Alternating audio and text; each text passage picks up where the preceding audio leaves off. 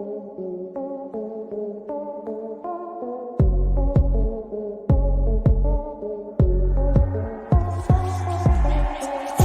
is over, now welcome to First Mint. Looking for NFT content, look no further cause this is it. From Top Shot to blockchain, they got the data chops, analysis, impact drops, the show's equator hot. LG and Phil D, the best amongst others. Best brothers that happen to ball since the Ball brothers. So settle in cause it's time for the best show. Ayo Quad, who we reppin'? First Mint. Let's go.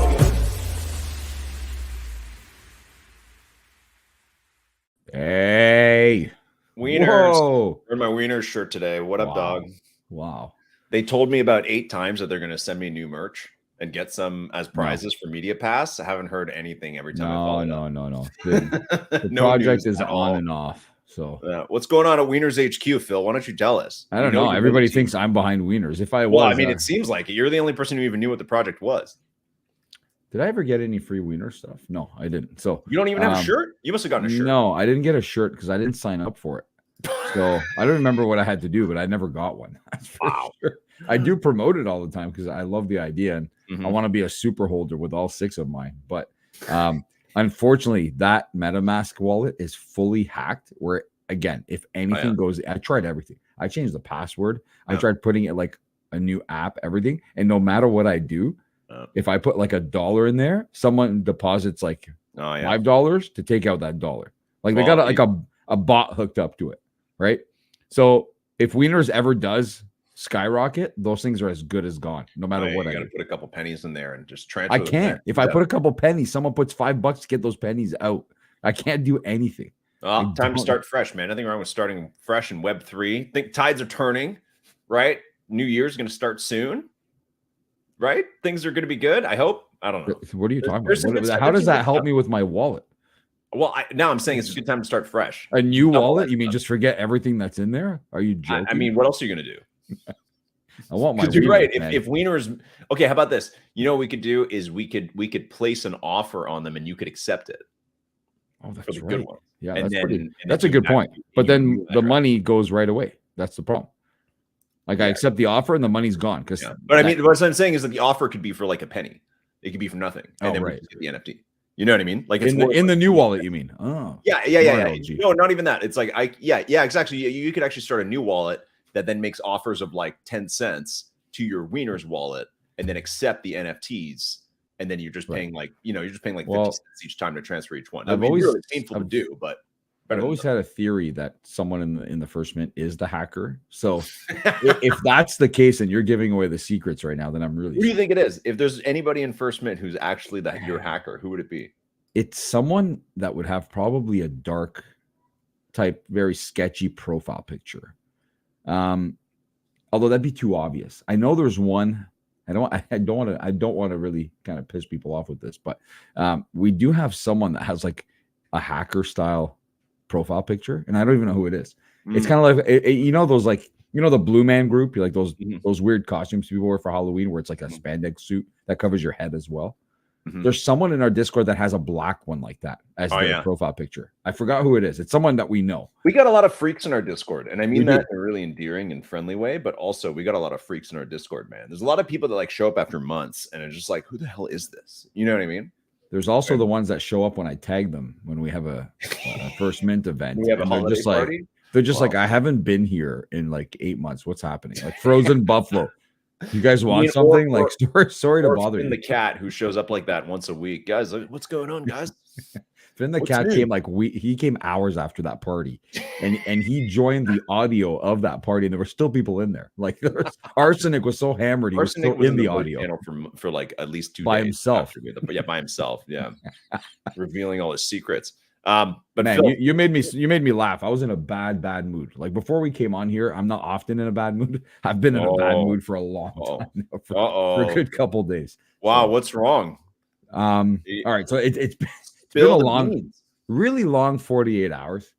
I had to make a trip on Sunday, and I'm not the most organized person, so when I do trips, I don't really prepare anything until like 5 minutes before. So if I have to pack a bag, it will literally be like 5-10 minutes before. Throw whatever in there, probably forget a bunch of shit, and then get back to business.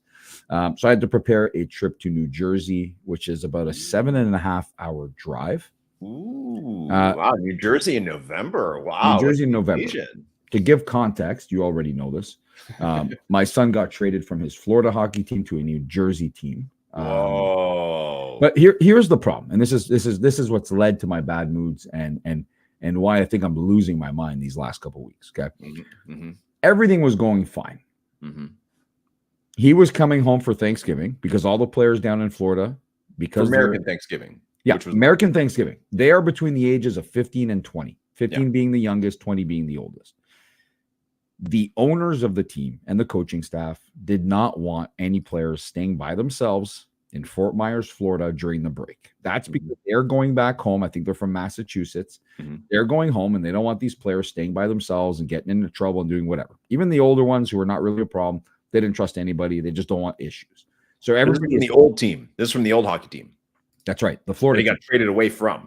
So we booked the flight weeks ago, months ago, whatever. Great deal. Fly to Toronto for 6 days and fly back to Fort Myers, Florida after the Thanksgiving break, which would have been Sunday night, in order to report back to the team on Monday for practice. Yeah. A week before Thanksgiving, he gets traded to New Jersey. Yeah. So now this flight home that I booked from Fort Myers, which included nothing. There was no carry-on. There was no luggage. There was no anything. There was only a personal item because I took the most base fare just to get him home for those 6 days, because it seems like a waste to fly home for 6 days. I took the most base fare. Now he gets traded. I don't know if you know how much stuff he had down there, but he not when we first went down there, my suitcase and my carry-on were all his stuff. So it was times 2. Okay. What kind of stuff? What kind of stuff is a 19-year-old? I don't know.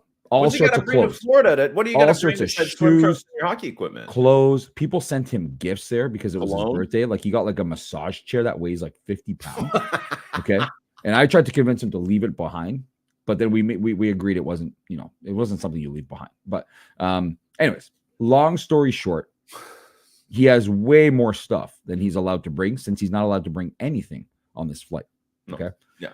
So that was problem number 1, figuring all that out.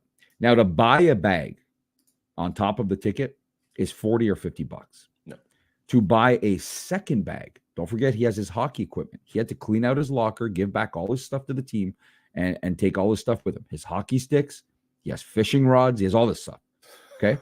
Yes, he's in Florida here. He's got lots of shit. And when we went down to Carolina to see him earlier this year, we brought him even more shit, like his pillows and stuff. Okay. This is extra stuff. Come on. Yeah. Come on. A little home cooking. So first bag, $40, $50. Second bag, $60. Oh, yeah. Guess what? It's got more bags. Oh, yeah. Third bag, $110. Okay.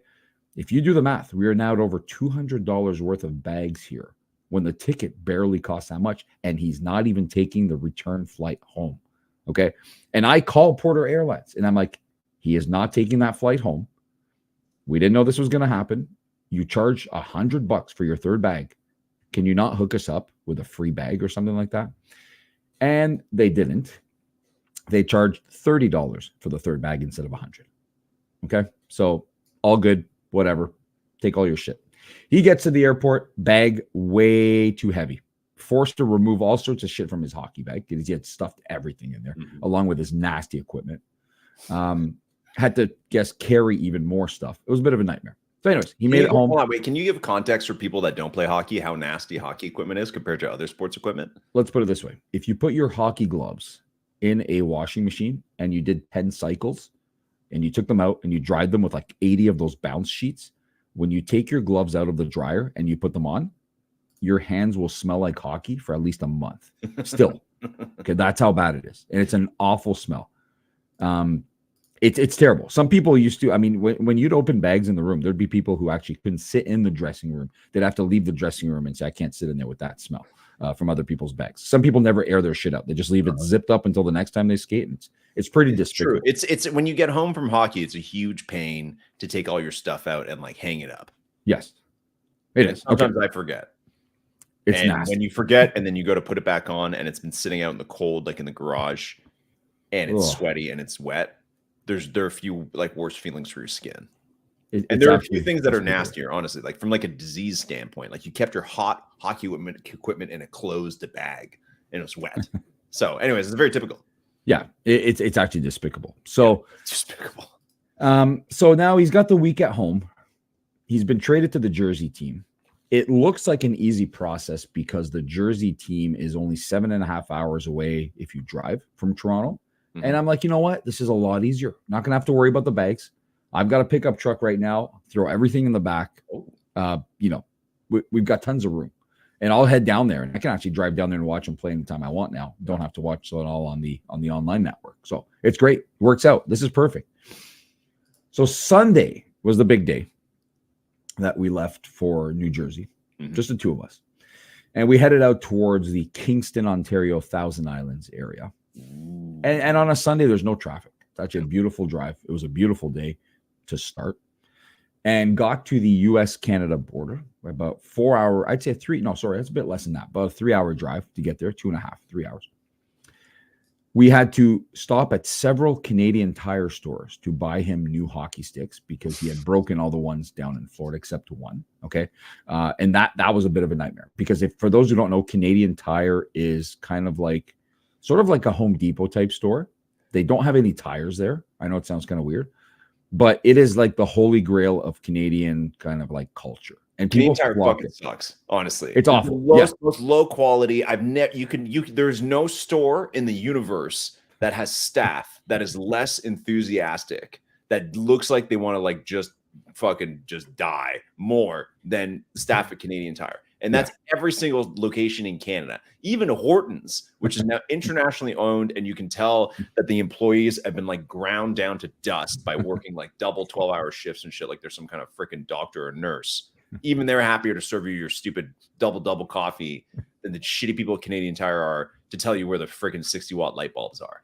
It's actually terrible. Yeah, it's awful. But it's a place you go. In Canada, it's a place you go. It's like you just need like a spray cleaner or a light bulb or a little paintbrush or a little, wipe, the wipes for you inside your car. That's where you go. And it's generally cheaper than like Christmas lights and shit like that. Yeah, right? Cheap ass Christmas lights that work once. Yeah. So we had to make these stops. And I wasn't too excited about that because that took a good like hour. Just the traffic in certain areas of Toronto and the whole area is terrible. So it was what it was. We ended up making a clean escape, stopped for coffee and stuff. Already too many delays. All right. Finally get to the border.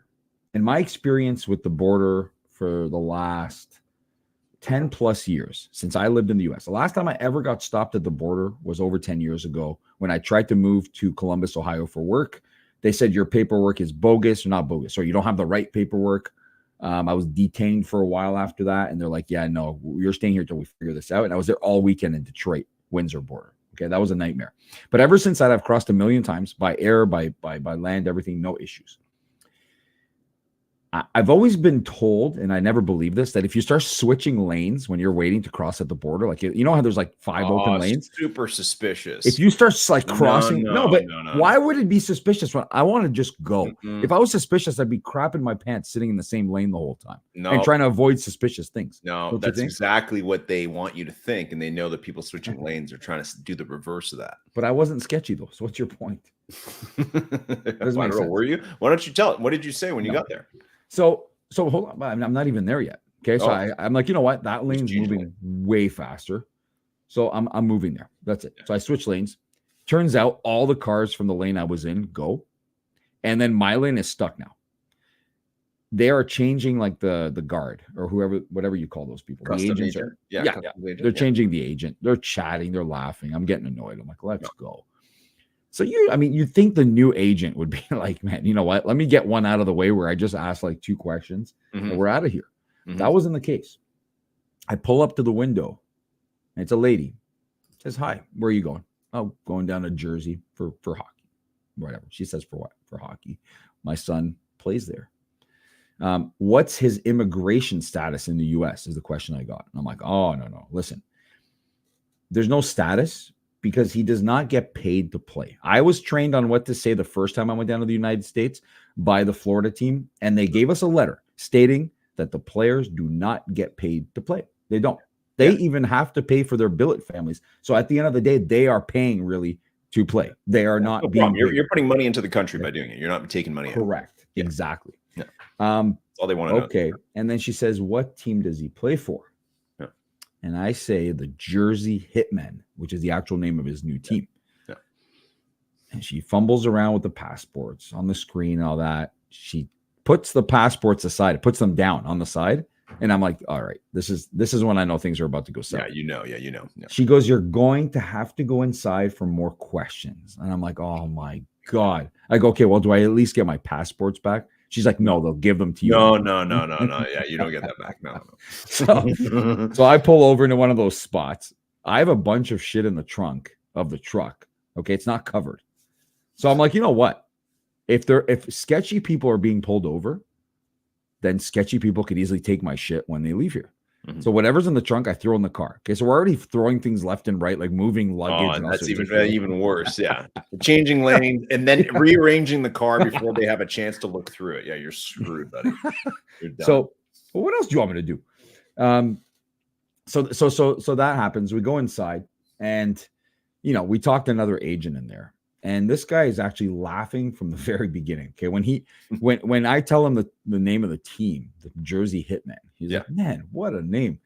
He's like, "That's awesome." He's like, "I'm gonna look up this logo or something." Like I told him he has to look up the logo. I go, "You're gonna love it, dude." Yeah. Right. And he pulls it up on his computer, and he starts laughing because there's bullet holes in the name Hitman. Bullet holes in the logo. Hold on, and the logo's like a mafia boss who's got a stripe. Hold on, we got to show it to people. Hold on, we got this logo, when you told me about this, the it is logo pretty made sketchy. Me laugh so much, man. I don't even know why you would do this with a hockey team logo. Oh, hold on, it's gonna be really small on the screen. There it is. Oh my God. It's literally like, just for people to understand who are listening, maybe it's literally like, okay, it's a mob boss.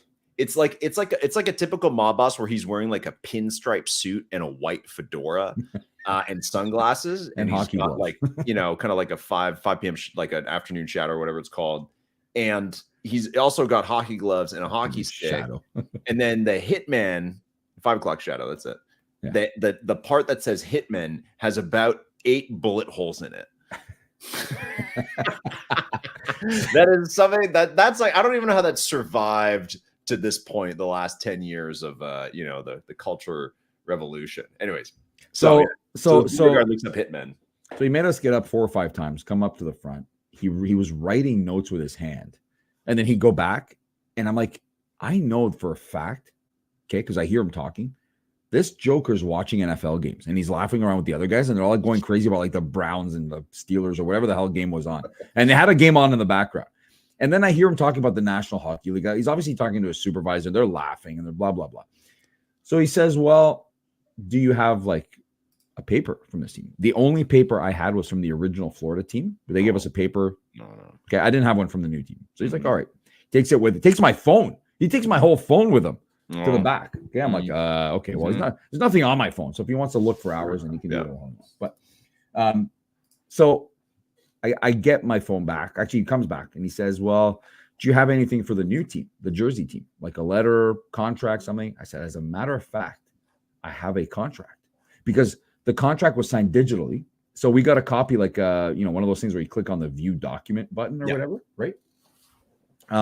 So that was, but here's the issue. There's no Wi-Fi inside the customs office. Okay. It's awful. Not only no Wi-Fi, there's no service, whether you have a US phone or Canadian phone. Neither one of our phones are working. First of all, it says no phones. So I actually called him out on that when he's like, here, show me on your phone. I'm like, oh, it says no phones. Are you sure? Like, yeah, I was messing around. If you're playing with fire, they are calling it. So I'm like, I don't know how to show you this, but I can't open the document because I don't have internet. I said, well, I'm looking at Wi-Fi right now, and it says guest Wi-Fi. I go, does that work? He goes, I can't tell you if that works or it doesn't work. Okay. So I click on it, and it takes you to a login page. It says username and password. I'm like, dude, it needs a username or password. Can you give it to me so I can load this contract up and show you? And the guy is like, I don't know anything about it. We don't even know about this Wi-Fi, right? I'm like, okay. Anyways, it's probably for guests of the customs people. I don't know. It's not for actual detainees, right? So it's like a prison saying, prison guest. It doesn't mean for the inmates. It means, right? Jeez. Yeah. So I'm like, okay, well, I don't know what to do. But I was saved by the fact that at the very, very bottom of the kind of the view document button, there was a PDF attachment of the actual contract. And I'm like, if I can click on this, it's going to work. I clicked on it, gave it to him. 2 seconds later, he called us up, said, you guys are out of here. You're good. Okay? Save the day. All right. But this is after like an hour. And I've already been on the road for a long time. But it's still a beautiful day in upstate New York. Okay. The sun is kind of setting. Okay. The Buffalo Bills and the Philadelphia Eagles are on the verge of kicking off at 4:25 p.m. Eastern. Okay. And I'm all for it. I'm ready. There's a big game. I'm not going to get to watch it, but I've got the radio on. We're ready to go. And things are going pretty well for the Bills. Actually, things are going very well for a very long time for the Bills. And I'd say about an hour into the now 5 or 6 hour drive down to New Jersey, I think it's 5 from the border, something like that, 4.5. It starts raining. That's fine. But the rain doesn't just rain. It turns into an all-out monsoon to the point where I have my wipers on the highest like level, which I've never even done, I think. Okay. Unless you're in a car wash and you want to fool around, you turn on your wipers to the highest level. But I have them on the highest level and it's not enough. And anyone who's driven through upstate New York or Pennsylvania or any of those states that I had to drive through, you will know that you feel like you're constantly going uphill through mountains. Like it just feels like you're going up, and there's never a way down. And it got dark, couldn't see anything. Bills were falling apart. Lost the place we were staying that night for stupid reasons because I hadn't booked it. I thought Sunday night, I don't need to book this. I can book it when I stop, at the next pit stop or whatever. And the place I wanted to stay was gone. So I had to find a new place to stay. Not a problem. Just tons of frustrations. And it's not a good start to his career in Jersey. So we get down to Jersey and it's like 11 p.m. We have to be up the next morning at 7 or 8 so he can go to the arena and meet his new team and get his locker and move in with his Bills family and all that. Mess. A real mess.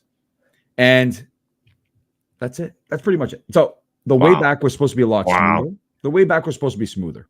The way back, especially on a Tuesday, I don't even know what date it is. Monday, Tuesday, whatever it was. Today is Tuesday, yeah. So it was on a Monday night, overnight. Supposed to be real quiet. I actually didn't see any cars for like 3 or 4 hours, actually, except a few trucks I was passing. That's nice. But about 2 hours out of Buffalo, New York, which is the way I was taking to go back, a gigantic snowstorm, like blizzard, just hit out of nowhere. And again, if you are from upstate New York or anywhere in the area, you know everything about these types of storms, and you know that they are a complete disaster. And it's really, really hard to drive in one of them. So it's a tough area, man. The Great Lakes, right, and then the ocean on the other side. That's a pretty wild area. I'll tell you that much. Yeah. So, anyways, made it back. I'm here on barely any sleep. That's for sure. In the 2 days that I was doing all of that, but I'm here, and you got me to laugh to start the pod today. So that was a big plus. I was gonna come in here and be like, man, I'm not impressed. So well, we're having a little therapy session. You're telling us how your weekend was, and thanks for sharing. And I see you've descended into darkness as well. Oh yeah. You know this place. No matter what I do, it's like still the middle of the day, but that's no matter what I do, we are hitting darkness early today. Well, Phil, thanks for sharing. I got something that'll cheer you up, but I got 2 things for you today. Well, we got to talk about NHL Breakaway and Top Shot and all that kind of stuff, but there's 2 things for you today. One, that's really fun and exciting news, and the other one that's even greater news on top of what we shared last week, but that has a bit of a different vibe for the podcast. Let's put it that way. Okay, all right. So the first piece of news is that today we dropped historical NFTs of our old podcasts. Okay, we dropped 6 of them, and they're NFTs, so you can go and basically collect the NFT. This is where we go straight from Phil's story into the plug for the podcast NFTs. And we're dropping them on a platform called Pods Media, where the founder of Pods is literally going to join us in like 5 minutes. He's going to come on the show and we're going to talk through it. But basically, some of our most classic, there we go. My camera lost a little focus. Some of our most classic episodes from 2021. Because let's be honest, 2021 was like the heyday. We always talk about 2021 as like the classic days.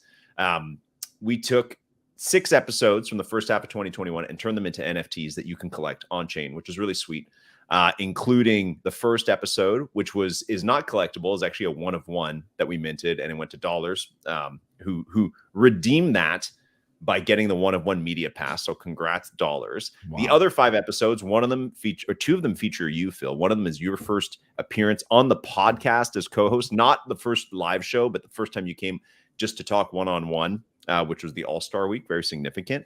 Then there's the episode with Whale Shark, the episode with Daryl Morey, who is still the president of the 76ers, Ding-a-ling, which is an instant classic, and then the Bonsai Tree meltdown. Another massive classic moment in First Minute. We're going to talk about that stuff in just a minute.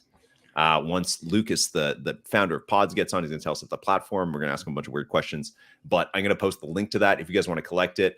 It's on Optimism, which is a layer 2 solution on Ethereum, so it's a little harder to get the right currency to buy them. They're 0.0069 ETH each, which I think is like $10 or something like that. And if you buy one, you actually get access to a role in our Discord, and you're entered into a bunch of raffles and stuff like that. So that's a quick plug for that. I'll post the link to the Twitter thread for anybody who wants to check that out. We really appreciate the support because we don't really ever sell anything or do anything for support. So anybody out there who's our loyal listeners, please check it out. But Phil, greater news, which I shared last week, is imminently I'm having a baby. The baby will arrive very soon. And as a result, this is our last show for a while. Ooh, breaking news. Breaking news. I mean, I'm sure everybody kind of anticipated that. And I told you last week that at some point I might just this show might not even happen. Yeah. Yeah, and who knows? This episode might not even end. Who knows? I could get the call at any second that I gotta leave. You know how babies are. Yeah, babies don't wait. Babies don't wait for. And just a heads up, if that happens, I'm not sticking around. We're just ending this like straight up. It's over. We've already got 26 minutes into this thing, so I think that's. No, I'll just go mobile and we'll go to the hospital together. Yeah, take one of those little mics that people have on like all those TikToks and Instagram. You know those tiny little mics that people do interviews with.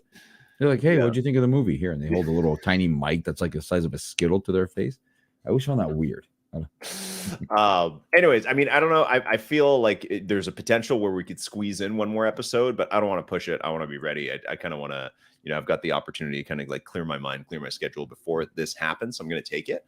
And yeah, I don't know what the future is going to hold, Phil, because as you know, even though it's been a little while for you, having a baby kind of takes over your life and kind of changes your brain and your habits a little bit. So I think we'll be off for at least a couple of weeks. I'd say definitely through to the end of the year. So sorry to everybody who's our loyal listeners.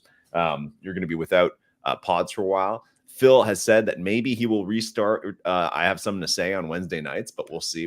Not going to put pressure on him to do that. Pillow Talk will finally make an appearance. Yeah. Phil Talks? Is that what you called it? Pillow Talk. Pillow Talk. Yeah. The Phil special Pillow Talk will make a return. But yeah, I think definitely sometime in 2024, we'll get something going again. But again, no timeline on that. But so don't unsubscribe from the podcast. But definitely don't be sad when there isn't one next week. Mm-hmm. That's right. That's it. So that's the news. Yeah. Kind of crazy. And we've been on Phil. First Minute's almost 3 years old. First Minute is going to be 3 years old. Crazy. And I actually didn't realize this, but when I was talking to Lucas yesterday, he was going to be on in January, right? It was that he was like, what was the date of this first episode? Because we made that as an NFT. And I was like, oh, it's January 6th, 2021, which is the date of the insurrection in the U.S. Wow. The Trump insurrection at the Capitol. And I was like, crazy. Oh, it's a little weird. There's something kind of strange there. So anyways, crazy. Yeah, that's how long. That's kind of I don't know if you consider that a long time ago, but that's how old First Minute is. So pretty much made it an entire. That seems like forever ago. It is forever ago. Yeah, the Top Shot and all this stuff. This has been around for a long time now. So 200 and this is episode. I mean, it's labeled 239, but I actually think it's a little bit later. I think I'd have to go through all the episodes to actually label them, but yeah, it's somewhere around 240 and. We've done over at least 100 spaces and live shows and all that kind of stuff and countless other fun tweets and newsletters and all that kind of stuff. So it's been a pretty epic run and it's definitely not the end. But it will be the end, not the end, a pause for now while I do other things that are more important. Let's put it that way. Yeah. Okay. What's true? What do you want to say? It makes sense. It makes sense. Listen, I don't think anybody can fault you for it. Let's put it that way. No. And unless you guys want to watch LG just hold babies and I'm sure there'd be some interest in that, but no, I don't think I think it's a well-deserved break for now when it comes to that stuff. It's no this is life happens. People miss NFL, NHL, all those games to have babies. Okay. Mm-hmm. So And those are professionals that get paid millions to do what they do, and they still miss the games just because they should. There's no like, and I being an older father, you know what I mean? Like, a lot of people have had kids way before I have in their lives, including you. At least I have kind of like the context from a lot of different people, a lot of different dads and parents in my life who were like, listen, like my kids are 10 and I wish I didn't work so much when they were born. Like I get a lot of that. I've picked up a lot of that feedback. So, going to do my best to not try and do too much in the first couple months, at least, and try and really savor it. And be there move, and not sleep, and not sleep. So it's good.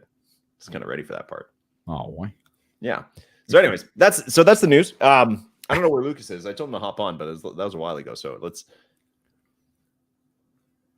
he said he's gonna. Is he in the waiting room? Maybe. And I'll pop in. No, we haven't had someone in the waiting room in like a year. I put it in the email invite, Lucas. Come on, man. Okay, here we go. Okay, he's gonna get in here.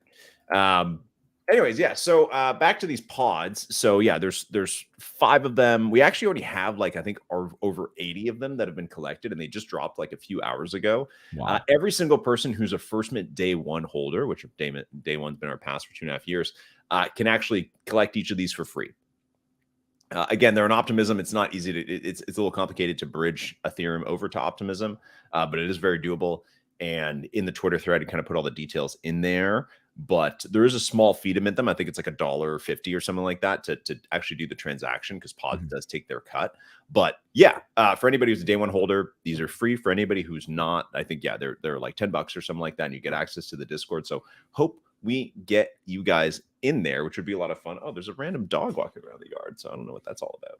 Anyways, watch the bear come out of nowhere and eat it. Yeah, the bears are gone, man. I told you. I think. Would you talk about some of the podcast how a bear stole my garbage can? Yes, you showed the video. Oh, I do. Oh, yeah, we watched the video. That's right. Yes, yeah. I already have I already have like parent brain where I already don't even understand like what the hell is going on. So. Yeah, no, we saw the bear and we heard you got your garbage can back. That was the latest. Yeah, I hunted it down. Yeah, and I eventually found it. But do bears attack small animals like dogs? Like, is that a thing? No, I don't think.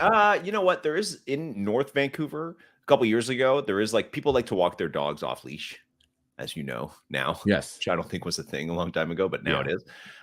Chaos. And some people obviously have terrible recall with their dogs, where the dogs don't come at all, and they think they do. Which is like 95% of dog owners think their dogs are way more well-behaved than they actually are. So yeah, there was like an instance a couple years ago in North Vancouver which is like mountains basically, where somebody let their dog off leash and it got killed by a bear. But I think it was like harassing the bear. Otherwise, bears don't like around here. Bears don't go out of their way to like come and get your dog. Bears don't really come out during the day. Like they don't really like walk around during the day that much. I'd say around here, the bigger danger to small dogs is actually like coyotes and stuff like that. Yes, like things that actually want to kill them and eat them.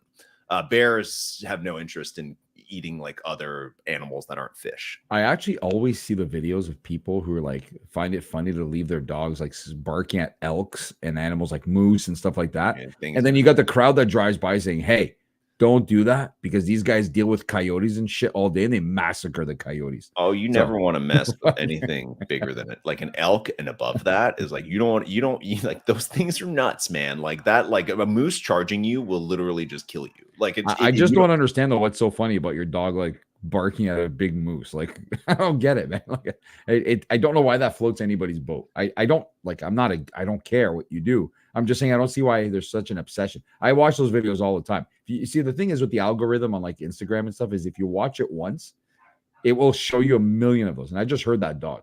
I just heard a dog bark. That's the dog next door that is going to be a problem when we have a baby that basically it just like barks uncontrolled, like all the friggin' time. I'll tell you what you do. Walks by or something like that. You put some mega speakers in your backyard and you put a speaker in the baby's room and you let the baby just unload on them like nonstop crying so that they hear it all day, all night, at all times. I've thought about recording the dog barking and then putting a speaker outside. I would do that. That's my style. Himself barking back at him when he barks to see how he reacts, which would obviously make him crazier. But yeah, it's a challenging situation. I'll just put it that way. The dog next door is a big problem. Anyways, okay, we killed time enough. Lucas is here, so please welcome Phil. This is our last guest for a while. This is our last guest for a while. Last guest of 2023. That's and who knows? Sure. Maybe this episode will one day also be its own NFT, and we'll come like really full circle on the whole concept. So please Welcome to the First Mint, Lucas from Pods.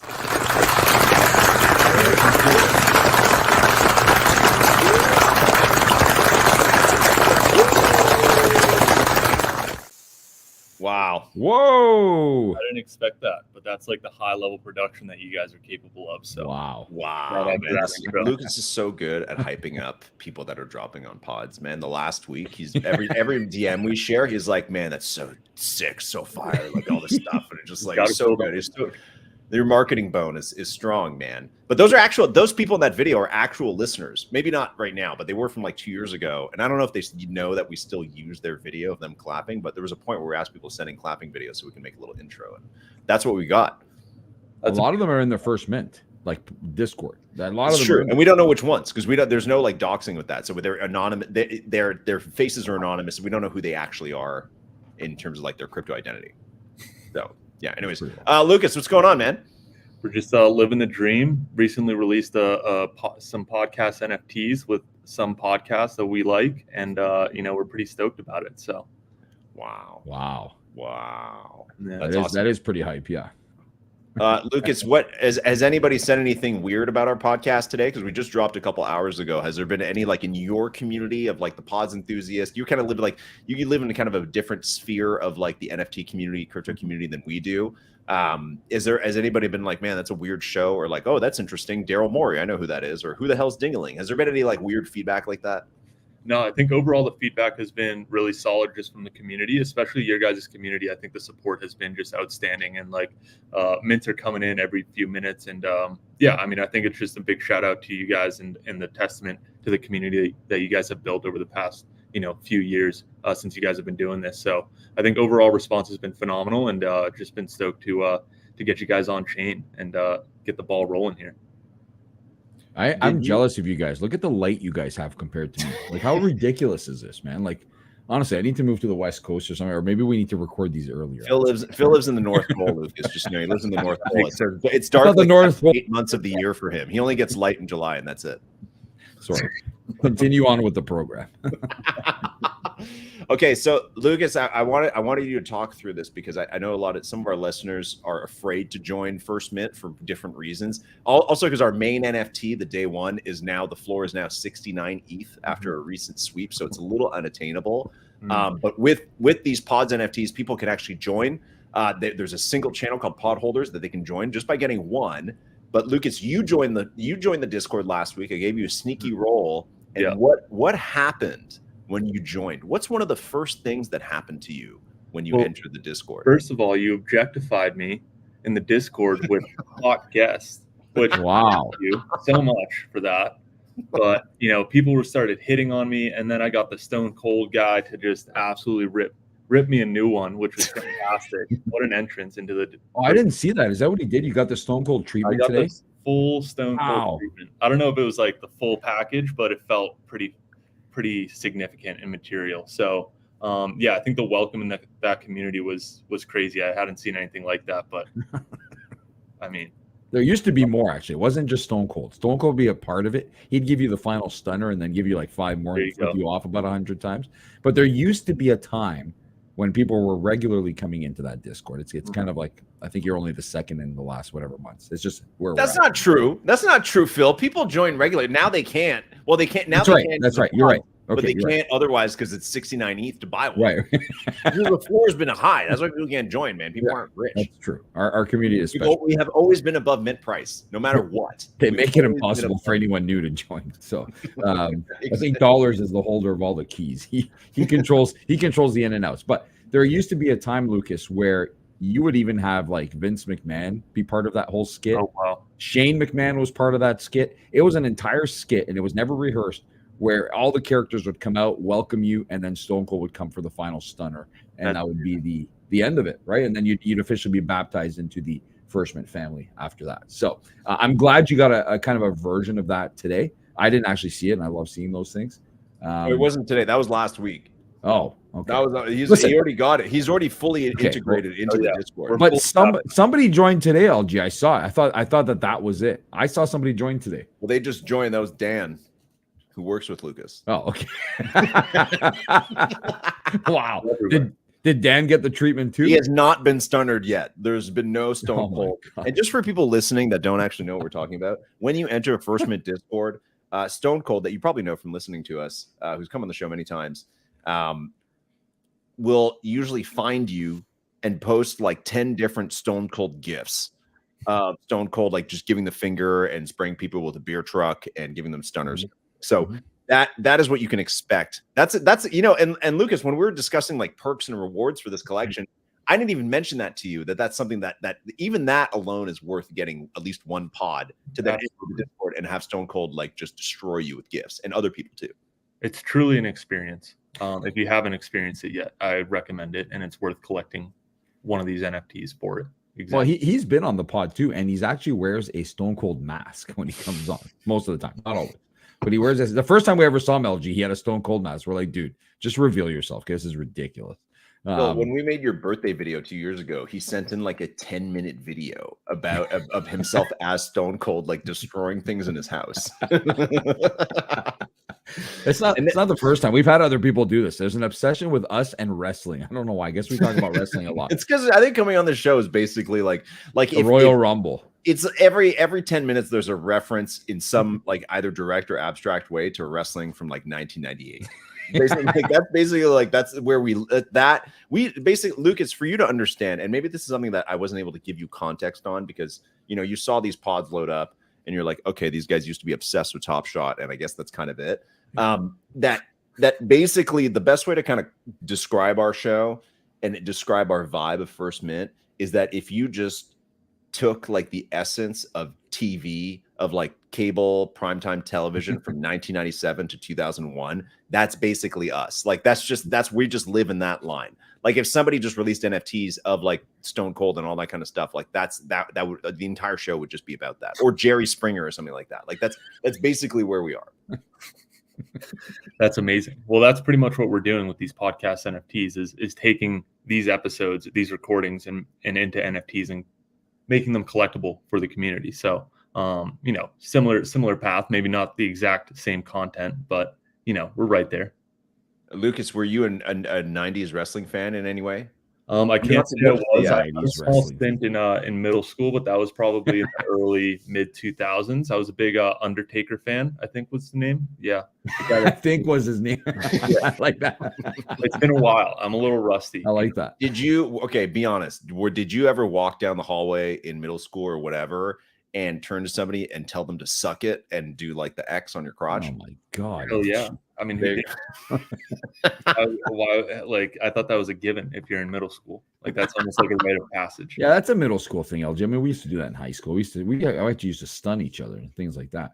Phil, you guys used to host wrestling competitions on the stage during lunchtime. Like you guys took it to was pretty bad. That was one time, and we got in big trouble for that because we said that it was going to be for like an informative like seminar type deal on like. I don't know if it was, I don't know what we used. We used something like an important topic like bullying. We said we were going to talk to the younger students about bullying or something like that. And then they're like, okay, cool. We don't need to supervise that. Like, we'll just have those people who supervise lunchtime check that out. And when the curtain ripped open, I opened the show in like only a towel and like water dripping everywhere. And I was like Val Venus. And then the music played for Stone Cold. He came out. He got a chair shot. A ladder was brought out. Mankind came out. Vince McMahon came out. Everybody came out. Chair shots everywhere. Thumbtacks, everything. So, and we got in big trouble for that. This is what we got to do, Phil. If we ever do First Mint Fest 2, so Lucas, 2 years ago we did First Mint Fest, which was this like online like festival of like discovering new NFTs. Because we had a bunch of people like after all these episodes that we just minted today, we had all these people who were in Top Shot, but they were like, let's, they watched the Bonsai Tree episode and they're like, let's go learn new NFTs, which is also why we made the day one pass so we can have like our own little, closed community. But we also did First Mint Fest, which was this 3-day online festival. We had like thousands of people come. It was total chaos for a couple of days. And we've always talked about doing a second one. And Phil, I think the second one could be wrestling related. It could just be like a wrestling tournament that has nothing to do with NFTs. I think that could actually work really well. I think so. I think we have to. It's on theme with what we've been doing since day one, like you said, right? All the references, everything. I think something would have to be in there. But if we do another First Mint Fest, I think it would have different layers and things like that. And I think that wrestling would have to have some sort of say in there for sure. Absolutely. Lucas, if we did a wrestling tournament, would you mint that as NFTs? Like, would you make an exception on? I'd also wrestle, but the NFTs too. Whoa. Okay, wow. Watch out, Stone Cold. What's your wrestler name then? I have no idea yet. I have to think about it. Wow, we're gonna hold you to that, man. We gotta see that. Something. You send me that invite. I'll be prepared. I promise. I want your wrestler persona and costume to be so good that we don't know it's you. Like you got to show up as like a gold dust or something like that, where it's just like kind of like a scary thing. Yeah. Well, we recently had LG, just to finish the wrestling topic, and Lucas, I don't think you saw this, but we did a live, I think it was a live trivia show or one of these shows, and there was that one dude that showed up like in a dark room. And he was laying down on his couch in a dark room. You could like see his like belly button sometimes, just like make an appearance. And wasn't he wearing like a Kane mask? And he was talking in a Kane voice and he's wearing a Kane mask. Yeah, saying all sorts of crazy stuff like Kane. Phil D, I'm coming for you. I'm like, dude, this is scary, man. Like I don't know what's going on here, but that's beyond the usual wrestling stuff we're used to. Right? Like that's super creepy. So no people, but that's what people know us. That's what they want to come on and do that. You know what I mean? So I think he did that on purpose. Well, let's talk. We have to talk a couple actual important things because I'm sure people are curious to know, Lucas, as they're collecting these pods and discovering pods for the first time. Your platform, maybe just totally veer away from wrestling for a second. Tell us like a quick elevator pitch on starting pods and what drove you to do that, because there's nobody else. I will say I've been saying like ever since it started First Mint that like every newsletter and tweet and podcast specifically, I was like, there's got to be a way to put this stuff on chain. We have to make it like really normal for people to do that. Like, I wish I could go back and collect, or I wish I'd owned this whole time, like the first couple podcast episodes I listened to when podcast became a thing like 15 years ago. I wish I owned that, but I don't. And I wish the people who made those could reward me in some way. So I've been saying that this stuff has to happen for a long time. You're finally doing it. Do tell us a little bit more about actually creating a platform. Yeah, absolutely. So I started this, well, I guess a little bit of background on myself, but prior to founding Pods, I was employee number one at Bankless. I worked with Ryan and David for about 3 years. And while I was there, I realized, look, there's an issue. We're kind of talking the talk, or at least every crypto media is talking the talk and not walking the walk. And we can actually leverage this technology to rethink the business models for media. And that's kind of exactly what you're saying. And one of the first steps there is let's just put all of the content on chain, make it collectible for the community so that they can own the content. And it took me about a year to convince Ryan and David to do this. And about a year ago, actually now, we released the first instantiation of these podcast NFTs via Bankless Collectibles, where we released 5 episodes on chain as collectible NFTs. We did 100 editions each, and I think these sold out all 500 editions in less than 5-10 minutes. It was pretty crazy to see that level of demand and interest from the community, and that was kind of the beginning of that journey in Pods, where I realized, look, I can generalize and formalize this tech stack that I kind of just duct taped together for Bankless and generalize that for everyone else and all podcast creators. And that's kind of where we went down the rabbit hole. And in about May of this year, about 6 months ago now, I decided to leave Bankless and pursue Pods full time. And that kind of leads us to today. So we've been heads down building this platform for the past 3, 4, or 5 months. Deployed it natively on Optimism because we realized one of the things that we learned was like, look, the gas fees are way too high on ETH mainnet. We were releasing the Bankless episodes, and people were paying 30, 50, 40% of the mint cost in gas fees, and it just wasn't sustainable to be doing that week in, week out all the time. So we had to deploy natively on layer 2. We also switched from 721s to 1155 contracts, which was a big decision for us because these creator contracts effectively act as an on-chain RSS feed in the sense of when you're releasing a podcast or any sort of content regularly, if you were doing those on 721s, at the end of the year, you're going to have 52, 100 plus contracts, individual contracts living on Ethereum. And that becomes a nightmare to manage from a creator. So 1155s allow all of the content to live under a single contract, which just provides a much more cleaner architecture for us to operate under if you want to distribute rewards, all sorts of stuff like that. So that's a little bit of the background. We launched Pods live on Optimism about 2 months ago. We've been doing launch collections periodically. And excuse me for the phone, but I was gonna say, is that me? Like I was like, okay, no, that's me. That's started releasing launch collections periodically with a handful of creators, and we connected a few months ago, Luke, and decided that we wanted to start putting these on chain, and your time has come. And today, the first mint is on chain and collectible as podcast NFTs. So we'll pause there. Can talk a little bit why I think that this is an important thing to be doing. But yeah, I'll pause there for now. We're at 75. We have 75 minted already. That's pretty good. And That's especially, good. I will say, a lot of people, especially like during the day, they're working. You know what I mean? And we haven't, like, we put it on Twitter, put it in the Discord, but the real place is like podcast is what gets people going. But then also the newsletter, which is going to come out tomorrow, featuring more details and all that kind of stuff. So we're just at the start of minting these, which is pretty sweet.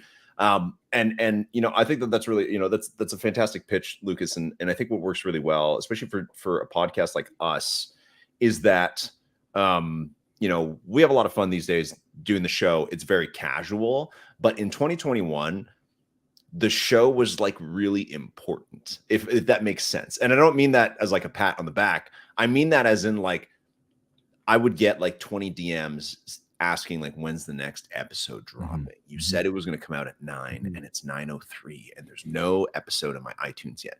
Like people weren't just obsessed with that. We had an entire community of people who were discovering NFTs for the first time, right? So it wasn't just like, hey, we're a new NFT podcast. It's like we were one of the only NFT podcasts, and the most prominent one covering this like massive surge of Top Shot. And I think people forget that Top Shot at the time, like, first at the end of January 2021, Dapper broke its own record of lifetime volume for a project, which CryptoKitties had $30 million lifetime volume, if you can believe. That's how slow it was for the all-time leading NFT collection. And then they reached 50 million, and then they did almost 50 million in a day, like later that month. So there's a point where it's like Top Shot was this massive kind of center of the universe mid-COVID for a lot of people who were into sports but new to crypto.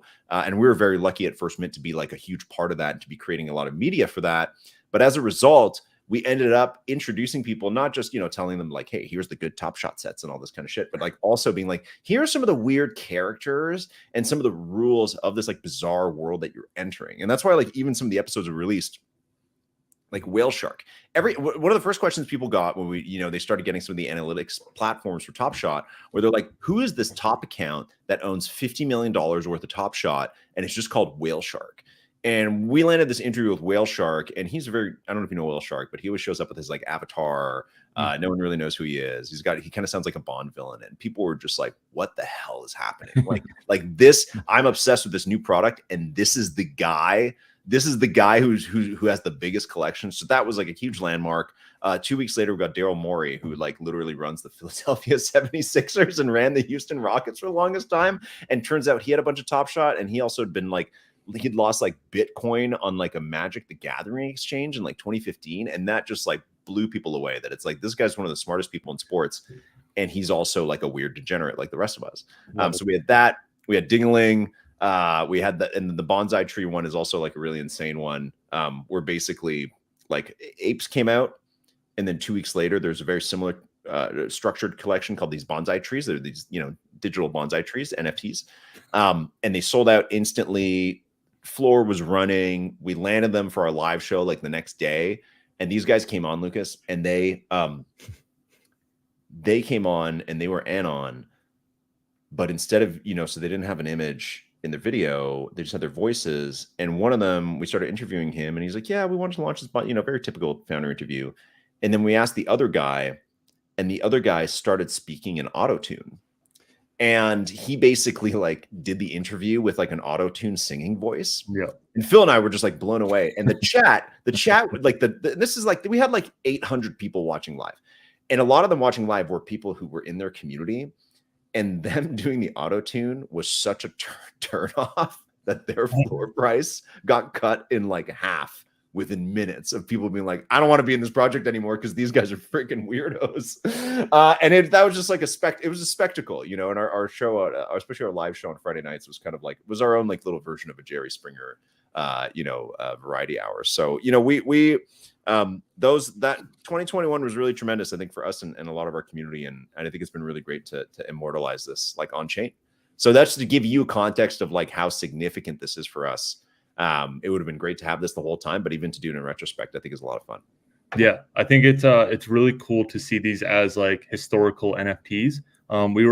We did a launch collection with Peter Pan Wizard Adapts, because he had like a consumer crypto podcast back in 2019. Was interviewed like Devin Finzer from OpenSea, when they were doing like no volume, NFTs weren't a thing. Oh, yeah. All sorts of stuff like that, where he was just interviewing all these early founders, super rare as well, before they had a narrative, and like just having those represented on chain as NFTs, as like memorabilia, I think is really cool and one unique use case. And then obviously, like when you release these live, you never know when that episode is going to be worth a lot, because it interviewed some important guests that 2 years later they became a multi-billion-dollar project, and like you guys had one of the first interviews covering them, right? So you kind of get all this interesting perspective and like I guess collector premiums that can accrue over time based on the performance of your podcast. Like if you guys blow up and go through another mania phase where the first mint is like one of the top podcasts in the world, and you bring in this massive community, like all those early collectors that are hold the OG ones might see some of that upside as well, which is really cool to see. And like when you're just creating content, you can have that ownable by your community, and they can have some shared upside in it as well, which I think is really cool and interesting, along with just supporting you as a creator, rather than you just like cutting to ads right now. We can just talk about, hey, go support this podcast by collecting it, and you earn as a creator, you earn that. And in return, these individuals get to own that work and also get to earn status, right? Because when you release a podcast, you're going to get, oh, sweet, we got 1 million downloads on this podcast. Fantastic. You have no insight on the actual individuals behind that podcast. You don't know if someone listened to that podcast 5 times and it changed their life. You don't know if it was someone's first time coming across your podcast. You have no insights on the individuals. Whereas NFTs open that ability for the individuals to express themselves and their affinity for your content, and as you as a creator, and can stand out of the audience. They can become more than a download is kind of one way to think about it. Because if you release these as all NFTs and like some of your community members are collecting them, at the end of it, you're going to see this list of, sweet, Luke was at the top, he collected every single episode, has 100 episodes. The second place person is Phil, and he collected 99 episodes, and so on, right? You have this granular dynamic social graph of your biggest fans based on how much they're collecting your content. And now you can reward those individuals with status, like in the Discord, maybe give them, special perks, like, the top shop moments or stuff like that. You have the ability to identify and reward these individuals, which is not possible today with the current infrastructure of like releasing on Spotify and your RSS feed. No, not at all. LG, do I dare ask who's bought the most out of those 75? Do I dare ask, or do we know the answer to this? Just I don't know if you can see that data, but like Lucas was saying, and he was kind of referring to kind of leaderboards there and the biggest fans. If the trends continue from how things have gone recently with everything the First Mint has released, I am willing to bet that Dollars and Cents has minted the most of these. That's my guess. That's just a wild guess. Well, he got the love one dollars. of one. That's right. He got the one of one, and I think everybody's kind of taking it. So everybody's got one. Like a lot of people minted one of each so far, and especially it's free for day one. So I think they're kind of like dipping their toes into it. Right. But I think dollars. And other people, Dollars has the most probably because he has the 6th one, which nobody else is able to have. So yes, so far. But I think I'm tied with Dollars because I collected all 5. Wow. I really like the Daryl Morey episode because he's awesome, and I collected an extra one of those. So I'm currently tied, I think, with Dollar. If only Daryl Morey could have had his scandal with James Harden before we brought him on. That would have been cool. That would have been worth I it. followed up with him at one point when he was trying to trade Ben Simmons, when he was like desperate. The Ben Simmons drama went on for like a year. And I emailed, he responds like super fast. I was like, hey, man, do you want to come back on the show and talk more NFTs? He's like, I'm busy with the trade deadline right now. But no shit. An hour. Like he responded super fast. Yeah, he's had a couple disasters to deal with the last couple of years since that podcast. Yeah, it hasn't been easy for him, So, and then the recent James Harden stuff. But yeah, not great. But yeah, my close and personal friend, Daryl Morey. Anyways, Lucas, I think, Lucas, you got to hop. Great to see you, man. Thanks for coming on the show, and thanks for the great collaboration this week. We're proud to be doing this, and also really honored to be amongst the other collections on pods. Honestly, like I'm super stoked that we're able to be part of that. Some really great shows and people on there.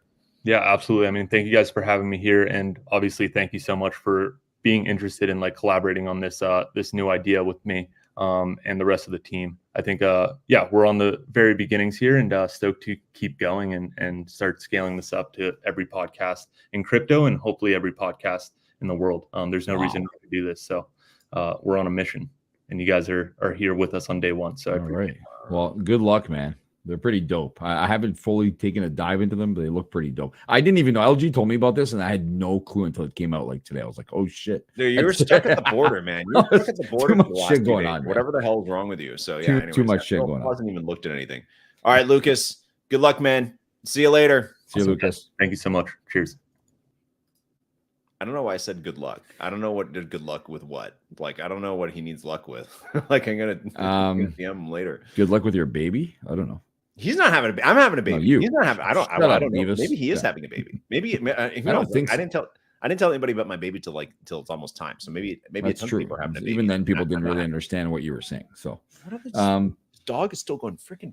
I have to say, there's a bit of breaking news. Oh, first of all, LaMelo Ball will be out for an extended period of time. So if you have him on your fantasy roster, which I don't, he hurt his foot, right? I saw him. His ankle's all fucked up or something. Yeah, like that. I saw his fall or whatever was wrong. Second piece of news that just came out: the Chicago Blackhawks GM put out a statement right now concerning the release of a player called Corey Perry. And if you watch hockey, you are very familiar with Corey Perry. He's been a pest in the NHL for years, and actually an effective pest who can also score goals and a pretty good hockey player, to be honest with you. Corey Perry is the MVP of the league like 7 years ago. You remember that? Where he scored like 28 goals in the last like 10 games. Yeah. So a good player, a world-renowned pest, but a guy that has apparently cursed teams when he's on them because they go to the Stanley Cup Finals and they never win. He was on like 3 straight Stanley Cup finalist teams and they all lost. The Montreal Canadiens, it was the Tampa Bay Lightning, and who was the other one? I don't know, wherever the hell he went after that or before that. Anyways, so Corey Perry, who was now brought into Chicago at the beginning of the year to kind of mentor the mega superstar kid, Connor Bedard. I'm sure you've heard of him, whether you like hockey or not. Connor Bedard is one of the most touted players to ever come into the NHL. He's 18 years old. He's on track to break all the records for 18-year-olds in the league that include Sidney Crosby, Alex Ovechkin, and all that. But he needed some guidance from some veteran players. So the Blackhawks brought in guys like Corey Perry. They already had Taylor Hall. They surrounded him with guys that could probably help him through the journey of playing for a god-awful team like the Chicago Blackhawks. Mm-hmm. About a week ago or 2 weeks ago, it was announced that Corey Perry was no longer with the team for now, and that they wouldn't be saying anything else. Today it was announced that Corey Perry's contract had been terminated by the Chicago Blackhawks. Not in so many words, but when they put you on waivers, it means your contract's about to be terminated. Yeah. And that's what they did. So I immediately went to Twitter, and I had not heard this before until today. I had not heard a single word as to what had happened to Corey Perry. I'm a very nosy person, and I really wanted to know what it was. No. But I figured it said he had broken rules. And for a veteran of that many years, breaking rules is like, if it comes to a rookie, it's like being late for meetings, maybe doing stupid shit, like maybe doing pranks in the hotel. I don't know, man. Things that are against the code of conduct with the team.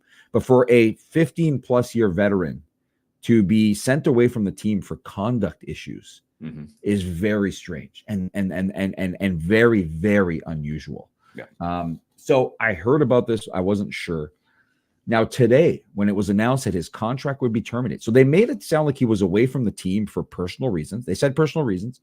He was away from the team. He was going to sort them out. It often involves family and stuff. And he was going to come back to the team and continue his journey or not, whatever. But for them to terminate his contract and then say it was for conduct detrimental to the values and the beliefs of the team, I knew I'd find some juicy stuff online.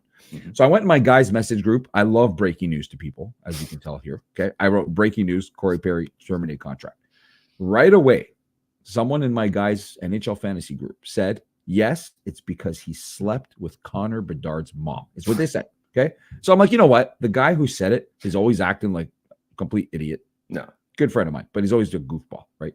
Always saying stupid shit. And I'm like, yeah, whatever, dude. You say that about everybody. Like, no, right?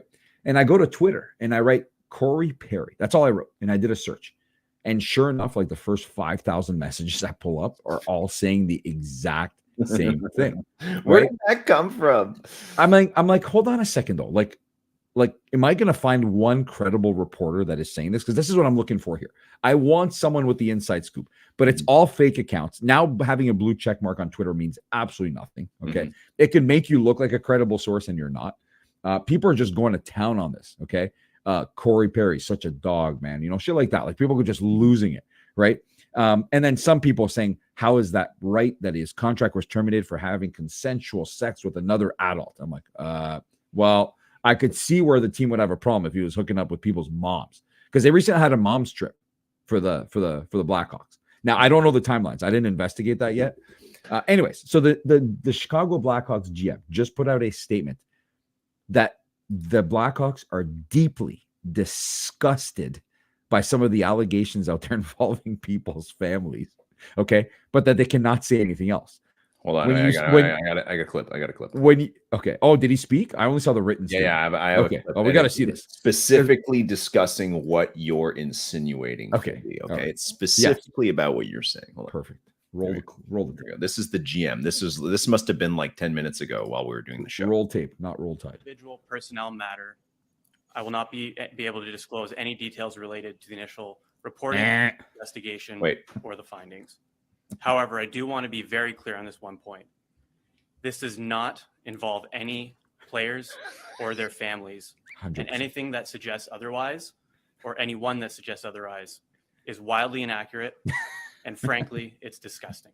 How old is this guy? Okay. How old is it? So, this is the sorry, just side note. We're finally at the age now where this is a guys are starting to look like an NHL team, and I'm like, that guy is younger than I am. You know, he's the youngest GM in the league. First of all, I think Dubas might be actually between him and Dubas, but he's the guy that at the draft in Nashville this past draft, he got interviewed by like a super fan of the Blackhawks who had no clue who he was. And he's like, we're doing like a thing on the Blackhawks. What do you think about the team or something? And it was him on the street. Like the guy had no idea who he was. He thought he was just some random walking around. Yeah. So for me, when you go out of your way to tell people that it's not something, okay, to me, where there's smoke, there's fire. There's got to be something. I'm just trying to think, what could Corey Perry do?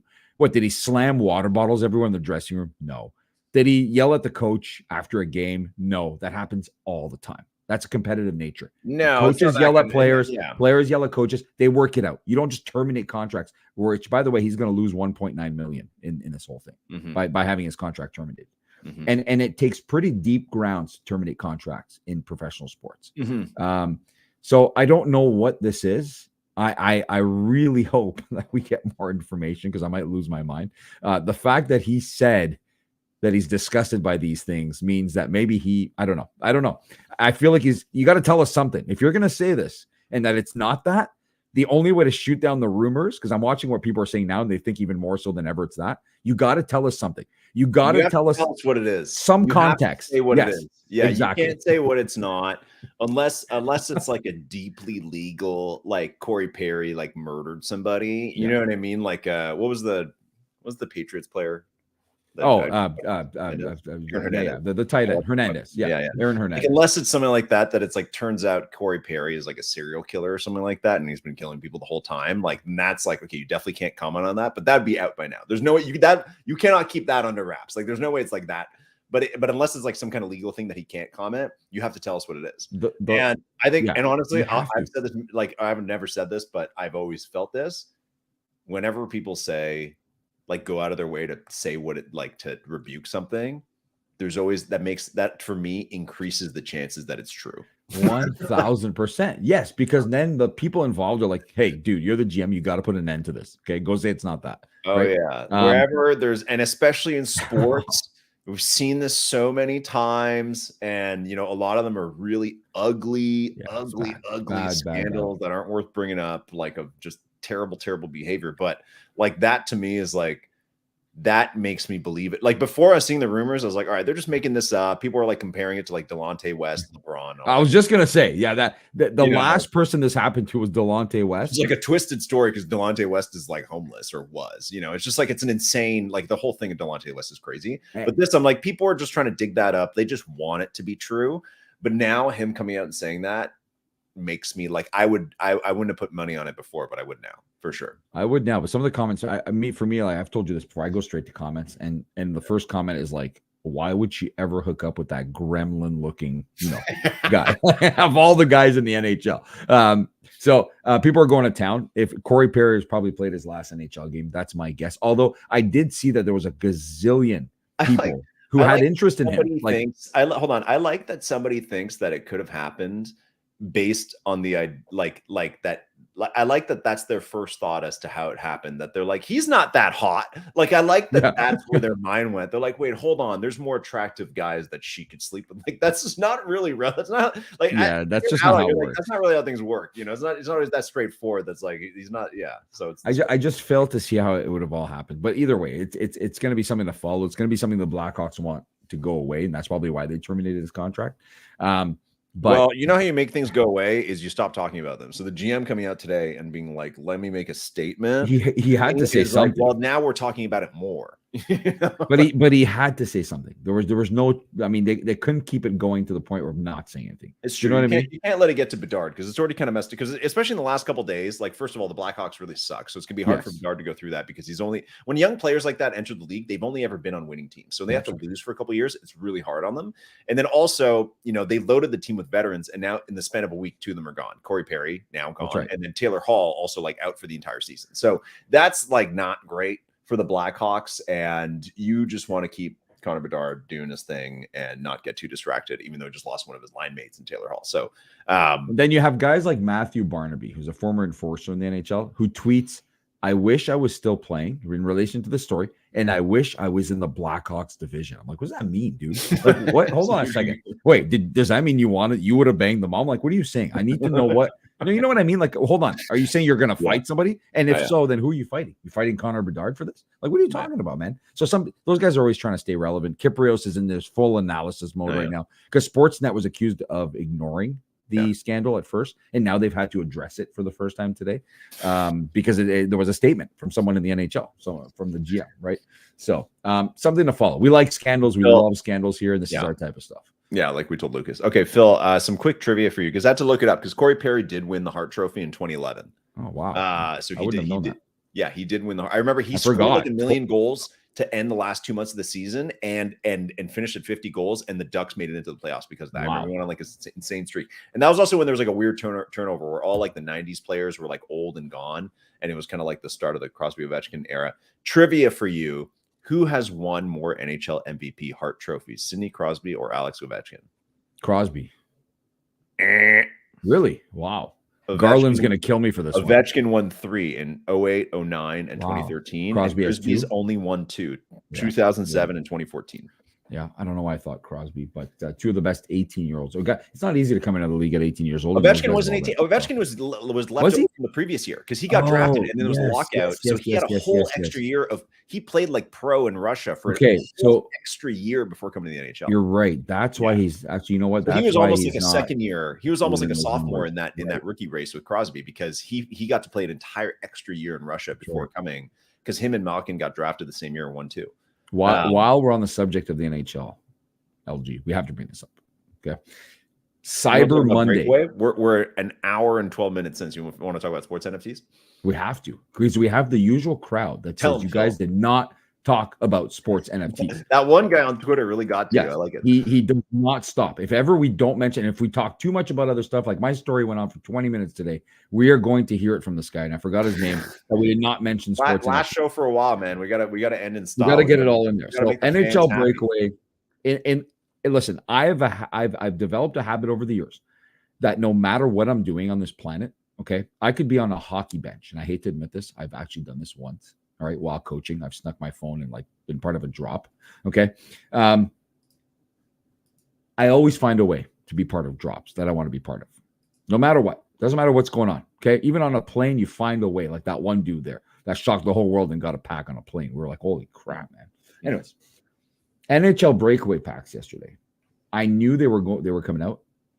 And I had so little interest for whatever reason. I'm just saying. Ooh. No, hold on. It's not a knock on them. It's just the vibes I was having. I had so little interest that I didn't even know about it or remember it until you told me, hey, it's not doing so well. It's not doing so well. They've only sold like, what was it? What they open with? They're doing better now. Okay, so they've of course they dropped 2 packs. was opening ice packs. They're rares with your guaranteed rookie minted to 250, including Connor Bedard. And that's exciting. That's the first true like rookie on Breakaway. So he was pulled. So there's people with Connor Bedard's right now. Yes. Wow. Yes. Okay. I don't know what the I don't know what the over the market price is, Phil. I'd love to tell you the marketplace price, but there is no marketplace. There's nowhere you can't even use a different marketplace. You can't do anything with these NFTs. They're barely even NFTs at this point because there's nothing you can do with them other than stare at them at a website. But yeah, so they dropped yesterday. They've sold. They were selling 3,500 packs, and they've sold about 2,200 of those for $65 US each, which is about $400 Canadian. And they also dropped a base pack. They dropped 12,000 of them with core highlights from this year, minted to 1,500 each, with a chance to get a Connor McDavid rare in there as well, like a small chance. And they were dropped 12,000 of them, and they've sold over like almost like 10,500 of them. So that's actually doing quite well. They've actually done quite well on that drop. That's pretty good. Yeah. Price point for the pack with Connor Bedard was $69, I think. $65 US. Yeah, you know what? That's a real problem for Canadians right now, to be honest with you. It's something that is not being considered in the sense that 65 US is close to $100 Canadian. Big difference, man. Seriously, you're paying $65 versus 100. There's a big difference. It doesn't sound like it, but that's how it is. And I've actually learned so much about currency and how crazy it is over the last couple of months because of all my trips to the US and all the stuff that my sons had to do down in the US, where it's just like, man, how is all this stuff costing so much? Right. And it's because of the exchange, right? Like, we're sending you this money, and where is it going? But you know what? That's how it is, because the prices are very similar. LG, the days of American products being cheaper are long gone. Yeah. Deodorant stick, I've brought this up before on the pod. You talked about it already. Yeah. Is the same price or more expensive in the US, which really skews you on currency. So anyways, so I could see where, but for an NFT project that's about the NHL, your audience is likely Canadian, is all I'm saying. Okay. Or a good chunk of it. I've actually learned there's a ton of American hockey fans through this whole journey. Absolutely. Yeah. Right. Like, it's incredible. I'm like, man, you're really a hockey fan and you live in Texas. That's crazy. But I think they kind of missed it again with the price point. I get it. I totally get it. They have to make their money somewhere. They probably have some rules and regulations as to what they need to be able to kind of bring in. But I want to compare it to something else that happened in the last week, which I thought was one of the most brilliant things anyone's done in the longest time. And that is the NFL All Day $4 team packs. I think that is one of the most brilliant ideas anyone's had in forever. Mm-hmm. The fact that there are only 500 of them, because you finally bit the bullet and you decided that pleasing your audience and maybe drawing in new people was a priority over making money, you've got people excited about something for the first time in a long time. Mm-hmm. So for context, those who don't know, NFL All Day announced last week that for the Thanksgiving games on Thursday, which are a huge part of tradition in the United States and with the Thanksgiving weekend, they would be releasing team packs that include 2 moments. They're only $4 and there are only 500 of them. And you know what the first thing that hit me in my brain when I heard 500? Oh my God, I got to get one. You know what I mean? That's a natural reaction for anybody. Mm-hmm. If they said there were 5,000, guess what most people do? Probably delete the email and say, there's not going to be 5,000 people. Who gives a shit, right? And inside those packs, there were 500 of them. You had a chance at a legendary. So for each team, and there were 6 different queues that day, you could line up in all 6, I believe, right? It wasn't just one queue; it was all 6 queues. Yeah, there was. There was 6 different queues, and you had a chance at a legendary. There was only one in all 500 packs, and someone was going to get it. Where I love the whole idea of this is that not only was it cheap, not only was it accessible, not only was it fun, it brought back the vibes of big lineups and queues. Mm-hmm. But where they really hit the mark is the fact that there was a golden nugget hidden in these packs, and I've always said it. Because that golden nugget remained unopened for so long for some of these teams, the price on the marketplace went up. Some of these packs were going for $40 or $50. People just paid $4 for these. Yeah. The Texans are still going for $30. I assume because the CJ Stroud. You know what? The Stroud was pulled. Actually, I heard it was pulled. I don't know. I can't confirm that. But I love the concept. I really love the content. I had so many people, LG, reach out to me, and I know I say that sometimes and I exaggerate it, but this is not exaggerate. I had a ton of people I haven't heard from in forever saying, "Hey, did you know about these all-day packs? I got like the Dolphins one, and this is the coolest thing they've done ever." And I didn't even give a shit about sports NFTs anymore. I think it's brilliant. You made it a price point that everybody can be a part of. You made it so that they're so limited that someone who buys one for $4 can flip it for $50. That's always been part of NFTs, and it has to be part of NFTs. The opportunity to flip and make $1. Yes, you're going to have people only trying to do that. They're going to buy 6 of them and then bail and never see them again. But guess what? It brought the excitement back that we haven't felt in so long. That's how I feel. And we're not even halfway through the teams, right? Like the way they spread it out was amazing. Yeah. They did 6 teams on Thursday. They got everyone crazy about it. Yeah. Then Friday, we're releasing 2 more teams. The Dolphins and the Jets are playing tonight or this afternoon. So we're doing those 2 teams at 11. Oh my God, put alarms for 11. And then Sunday, we're picking one of the games on Sunday, one of the best matchups that's happening. That is not the premier teams like the Bills and the Eagles. It was the Texans and the Jaguars. And at 11 a.m., we are dropping those packs. And we're going to keep you wanting more and getting excited as to when the next time is that we do these. And I believe they should do it all year. Even if the teams have to be recycled the second time with new moments or whatever it is that's in there, not preferable. I'd kind of hope they keep it at just 1. But if that can be kind of the new norm of how you drop moments, only 2 per pack, and you never know what you're going to get in there, and there's a couple golden nuggets, I think you're onto something. I really do. Super exciting. I cannot wait for just the announcements get me excited. You know what I mean? Like, we're limited as to what we can do, but I get excited for people because I saw the hype. There were 2,000 or 3,000 people in that line, and it doesn't seem like a lot, but that's a lot. On Thanksgiving too, it's not easy to pull people out of Thanksgiving. You know what I mean? To show up for a $4 pack, because it's very low guarantee that you're going to get anything. But I think the lowest priced one is still like $9, and that's like the whatever, the Packers or whoever it is. But again, the nugget. I've been saying this on so many pods now. Yeah. You hide some nuggets in these packs where there's only one of something, whether it be a trip to the Super Bowl or a legendary of a player, and you're going to have some mad chaos, and you're going to have people excited and all sorts of stuff, right? So. I definitely think that there's something there in terms of the low quantity of packs, because these, for context, the team packs for NFL All Day has been a bit of a journey through the year, because at the start of the season, they said, listen, we're going to release open edition team packs and you buy as many as you want. And people are like, that sounds like a terrible idea. We already have a supply problem. Please don't do that.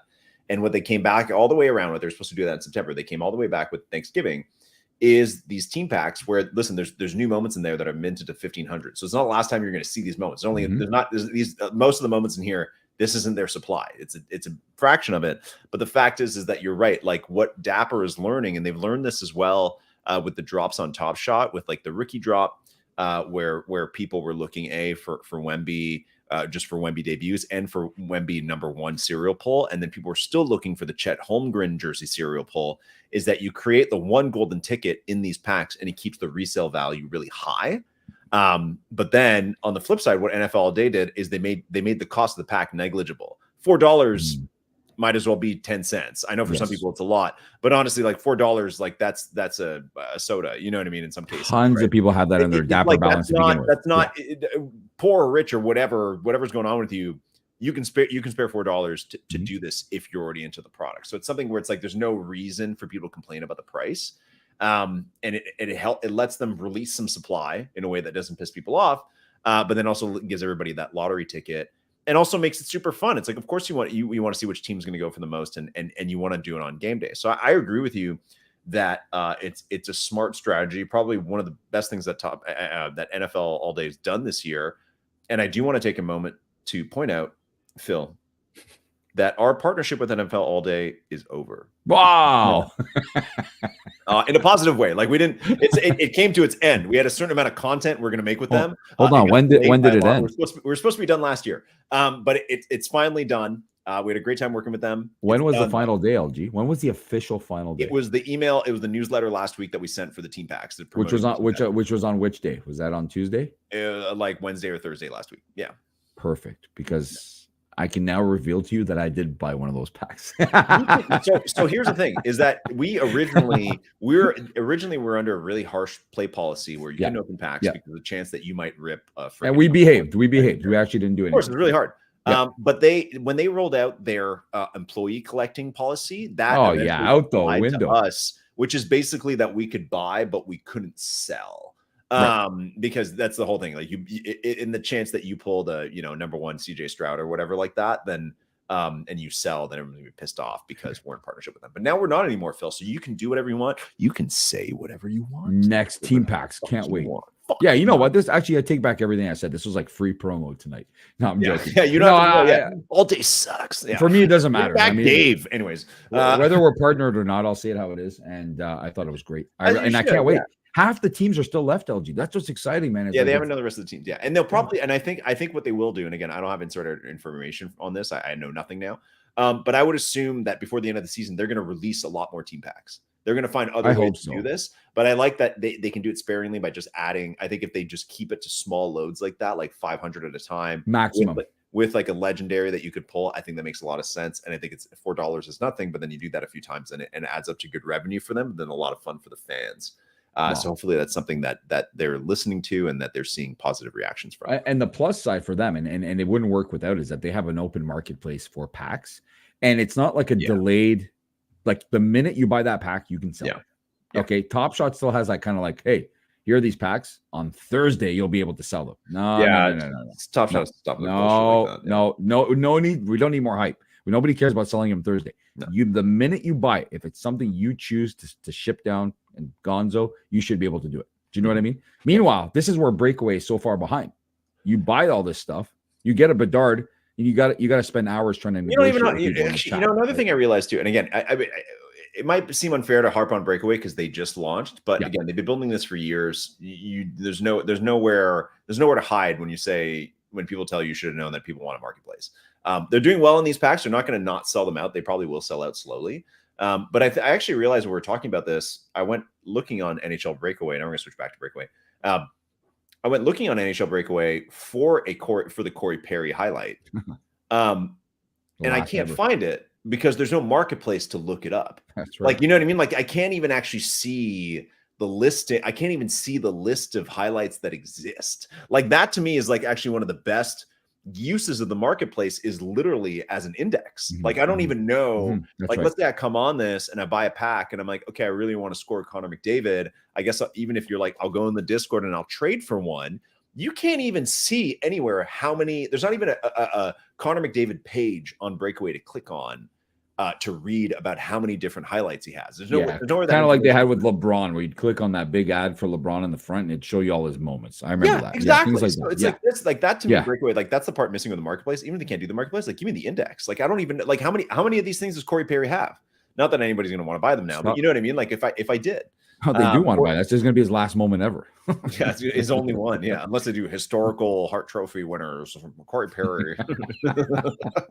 Please don't do that. No, they're Jeff. But you know what's the issue with the marketplace? Just make it happen. Honestly, I know there's logistics and all that, but we're sick of hearing about this. Take somebody else's blueprint. There's figure all this shit out. They're on Polygon. There's plenty of other Polygon marketplaces. Like, come on, man. Come on. That'll and you're running. It's a long season, but you're running out of time. The beauty of NFL All Day is they actually, outside of the opening weekend of the season, it gets.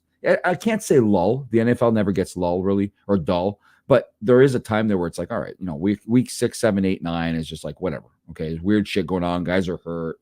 Bye weeks, all that. Thanksgiving is the next biggest event before Super Bowl and playoffs. And they hit it right on the money. They picked the 6 teams that were playing on Thanksgiving. They also included the big Friday game, the first ever Friday game in like 40 years. And then they picked one. I love it. They didn't go with the full package of like, hey, let's put the rest of the 20 teams on Sunday and have some chaotic event. They're like, you know what? We're going to tease you guys, giving you one game out of these 12 games today. And that's it. You're not going to know more than that. We're not going to tell you when they're coming out again. I love it because next time they come out, like on the drive to New Jersey, my son was like, what are those packs?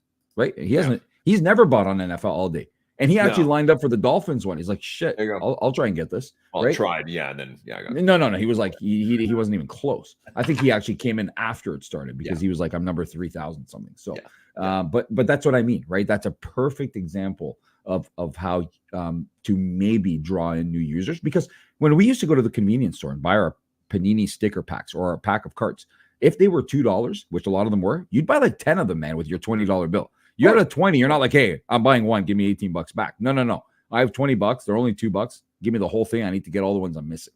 Right. So I think it was a huge win and a brilliant move on their part. So we have to give flowers and flowers are due. I definitely think Dapper is hitting a good stride with pack reselling. I think they're doing it really well because I think what they're doing is they're making they're giving you a lot of options where you can go for the packs and open them and buy more packs on the marketplace and keep opening them if you're really chasing the very special serial or legendary or whatever it is. But they're also making it really easy for people to win and win small, not win big. And I think that that's where, again, we love the chaos of like, hey, line up for the legendary pack. It's a guaranteed 10 grand. Like, sure. But I think what's nice about these that it's like, hey, if you lined up and you got one and you got a $4, San Francisco pack, you make $16. And that's nothing. That's actually the pack that I got, LG. But if you play this stuff hardcore, like if you like doing this stuff, that's something. Getting $16 is nice, but it's not this huge thing that creates unrealistic expectations. And even with the Top Shot packs of like the Wemby ones and all that kind of stuff, it's like that's the same thing. It's like, okay, well, they were $69, but all of them are way above the mint price now, and the ones with the Chet serial number are going for $200. So $130. It's not life-changing money. You'll probably free roll it back into the platform, but it's still nice to have that win available for flipping and to also show that there's a market or a resale market for packs. Well, you're right. And I ran into someone who started with four Dapper dollars in their account, and they joined every single one of the drops that All Day had for these packs. And now in their account, having scored, I think it was something like 6 out of, were there 8, 10? Something like 7 out of 10 or something. Holy shit, that's super rigged. If that's a new account, that's no, because the first day, to be honest with you, LG, there wasn't more than 1,000 people in any of those lines for the Thanksgiving one. I didn't hear about any number going over above 1,000. I love to track that stuff, and I was in the Discord going nuts. Nobody had a number above 1,000, and I think it's because people just didn't. Well, first of all, Thanksgiving, people eat early, people play football. They were busy with family, right? So it was tough. And but by Friday, when everyone's just chilling and ready to rock, then the queues really started. And nobody knew how these would do in the marketplace. Like nobody knew what would happen. So it was skeptical at first, right? I knew. That was the last conversation I had with the All Day team. I was like, man, these are going to kill. Oh man, I had no idea. I just these are going to fly off and they're going to resell for a lot. Yeah. So I knew. So the 7 out of 10, this person now has $84 in their account. So they were able to turn $4 into 84. They're not withdrawing that 84. No. And they're going to spend it elsewhere now. But that makes you feel good. Do you know what I mean? And if your team comes around, and like my team, the Bills, then maybe you're not selling that pack. But for other teams, maybe it's worth the profit, and you can do what you want after that, right? So the optionality, really cool. That's what I mean. Good NFTs, there are good options all around. The only options are good. None of the options are bad. And the only option that's bad is the part where you gamble. So it's like you buy one of these packs, you could sell it for 2 or 3 times as much, but you're like, I'll gamble, I'll free roll to try and get the number 1 or the legendary, and you don't. And that's the only negative, but you had the chance to not lose that money. And the choice to lose money was yours. It was it was not the platforms, it was yours. And that's the part that I think is super vital with this stuff. And one of people's favorite things to do is to track those packs that they bought. Sold. Oh yeah, that's and to lose their damn minds when they're opened by someone else and there was something great in them. Is there anywhere to track that with All Day LG? Is there anywhere to track? Is there anywhere to track that? No, I think the one for Top Shot is actually built by a community member. So basically, Live Token. Was it Live Token? Yeah. So I think so with the Top Shot packs now, you can sell it on the marketplace. You can sell your pack on the marketplace, but then you can go see what that pack was opened as. Right. So you can see if it had a great thing in it. And people. So when somebody says that it was pulled, like the number 1, or sorry, when someone says the legendary Patty Mahomes was pulled from those packs, how do they know that it was pulled? Well, it just shows up on Live Token. Like it just shows up in the feed. Like it's all on blockchain, right? So everybody can see it. Okay. So people can see that the one that was in those 500 packs was pulled. Yes. Yeah. Because there's been fake announcements and like people like start selling it. Like people are stupid. People say like, oh shit, it was pulled, and everyone like dumps. And they're like, oh, whoops, no, it wasn't. That was something else. Like, no, seriously. That's how you buy it. That's how you buy a cheap pack. You make a fake announcement that it was pulled, and then everyone goes to the market and just dumps all their packs. I love it. But yeah, no, I'm excited. And I hope they keep it up for the rest of the season. And you might see others follow. Like you might see a Top Shot follow with something similar. You don't need to do more than that. You need to make things accessible to a certain degree. And I really love that they did it. So I was impressed, and I'm actually excited for the next ones now that we're allowed to just dive in. And here's the other thing, you're gonna love this. I was asked by two different people, one of them being our good friend KJ and someone else. I was told we need to absolutely bring back spaces for when these drops happen, because they were getting cold brew vibes on these packs by the third time. Yeah. Right. And I was told it doesn't need to be more than like 5-10 minutes, because the drops are not lasting an hour like they used to. They literally end almost like right away. I know All Day's had issues with that over the years, where like the drop takes like, remember those days where I'd leave work, we'd start the spaces in the car, and then I had to go somewhere at night, and like I had to go somewhere and the drop wasn't done yet. Yeah, that. The Drew would be on that thing all freaking day, because the queue would be paused for like 2 hours at a time. So it'd be like we'd get on spaces at like 10 a.m. my time, and I'd be done spaces at 4 p.m. It was awful. Yeah, It was like the entire day. Just brutal. And we wouldn't even get packs. It just sucked. Oh, you wouldn't even get packs. But yeah, it's something to consider. So for when we talk about the return of spaces, that might be a good starting point. The next time All Day does this, to kind of enjoy the chaos with everybody and see what people are saying. Because again, you can sell the packs immediately, and people are tracking what's being pulled, like live data. They're sitting there waiting, like, oh shit, let's see when the Stroud goes. Because when the Stroud goes, we've got to dump everything, right? Or we have to do it before. So we'll see. That's maybe a little hint there as to what we might do very shortly. Oh wow, what Phil's going to be up to while I'm away. That's right. I'm holding a baby. That's well, you're going to be part of this too. I know for sure you're going to be part of these drops. The baby loves baby. I'm sure my baby's going to love packs, man. Yeah, packs all day. Crack those packs. Phil, I had a request from a fan. Let's see. I forget even what it was, because I made note of it like last week. Oh yeah, I forget who wrote. Okay, yeah, no, Scott. Who the hell is this? We know this guy? Scott. I don't know who that is. He tagged us on this story on Twitter. Here it is.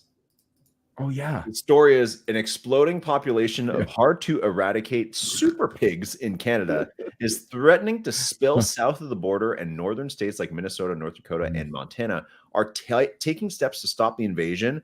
And top comment from Scott: need this covered on the next episode of the First Mint at LG at Phil D. Okay. I think so this is really interesting, because I believe that we brought. Well, let's meet the guy. Anyway, sorry. I believe we brought this up a long time ago, because we did. Yes, we'd have to go looking through a bunch of old episodes, but I believe that I brought it up because I live in kind of even though I'm in the city or just outside the city, I live in an area where there's a ton of wildlife. It's called the Rouge National Park, and there's I even got a ticket once for going 60 and a 50, and I told the cop, like, why? Like, huh? How's that fast? And he said, well, you're in a national conservation area. We have to protect the animals. This is what the cop told me. I'm like, excuse me? 60 and a 50, I'm endangering animals around here? Like, get out of here, dude. Like, what are you saying?